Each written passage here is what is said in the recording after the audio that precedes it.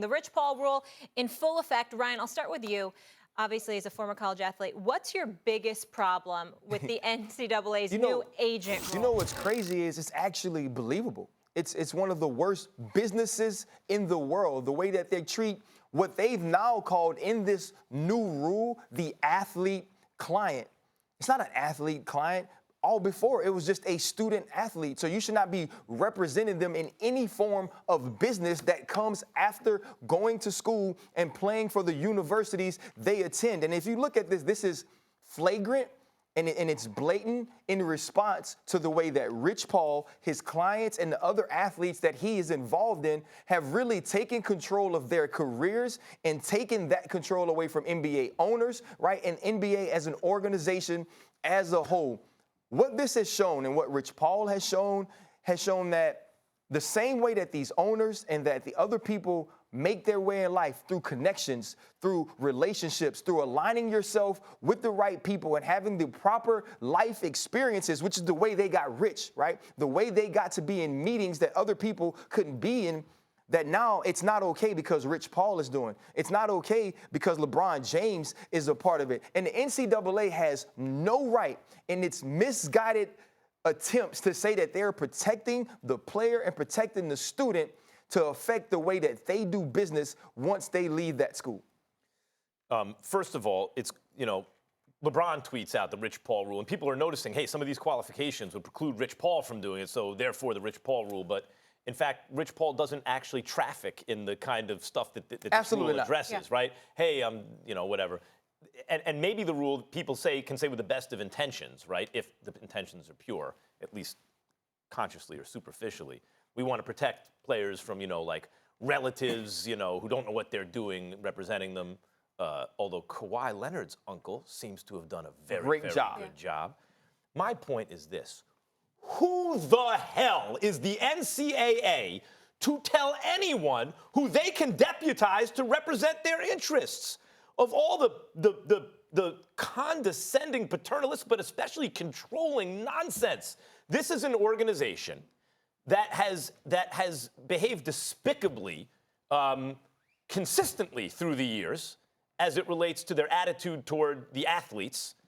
They need to protect this veneer of amateurism because that's what they're selling back to you, right? This is not the best leagues below the NBA in the world or anything like that. They're selling, but it's more popular than like the G League or the D League or whatever name it happens to go by at the moment because of the veneer of amateurism, right? And therefore you can connect it to the tradition and have some kind of sense, at least superficially, that it's purer than professional sports. It's utter nonsense. Look, once people are interested in amateurism or college basketball, fine. But once you point a camera at it and you start selling advertising and we get paid to talk about it and the school makes money and everyone's making money, but the students are getting paid, that's just exploitation of labor, period. That's all it is. And the NCAA has always, an organization that I don't know really if we need it to exist anymore or if we ever really did need it to exist, to tell you the truth, should be really looking at their long-term horizons and saying, hey, we're facing an existential crisis. When enough people wake up and realize, man, we don't really need us, we're not going to exist anymore. Let's get out ahead of this. Instead, they're going backwards and they're trying to double down and entrench whatever kind of control they have. How about it only applies to basketball players? And then there is... Okay, the predominantly black sport. No doubt, Molly, I was getting to that. And then there is the obvious racial component to this. It only applies to basketball, and why is that? And why do they think they can get away with that, or even in that area, dictating who you can say that person represents me? And then this list of qualifications, which Rich Paul wouldn't qualify for right now. But how has he done?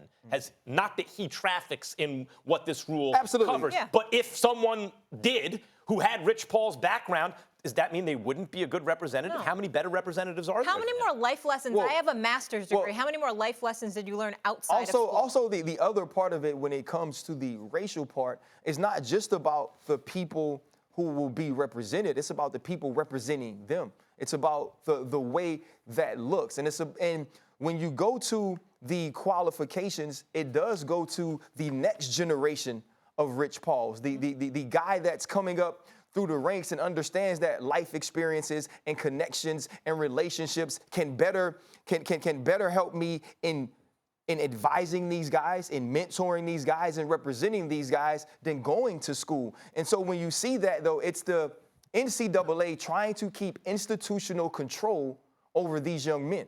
And they've done this without wanting to pay players, without allowing players to have control of their own likeness and make money off of that. And this is just another misguided attempt to show you that the separation of ownership and labor in this is a large gap. It is huge. You will not take control of your own being. Also, is the NCAA's argument here or the reasoning behind this stupid new rule, is it even, well, we believe we're putting rules in place that will increase, that will make sure that the kind of the efficacy, the effectiveness of the representative will go up for the students? Since when are they worried about the students' financial interests? Yes. And why is that their business to worry about the students' financial interests? And of all the rules to worry, the things right. they need to change and work on, why was this the focus? But the point is, the NCAA keeps insisting that there needs to be amateurism. They shouldn't be professionals, that this is student athletics, even though you can play in the school band and still cut a record deal, right? But okay, but they keep insisting on that. In that case, why is it their damn business who the athlete chooses to represent their professional interests? The whole thing is hypocritical and absurd. Thanks for watching ESPN on YouTube. For more sports highlights and analysis, be sure to download the ESPN app. And for live streaming sports and premium content, subscribe to ESPN+.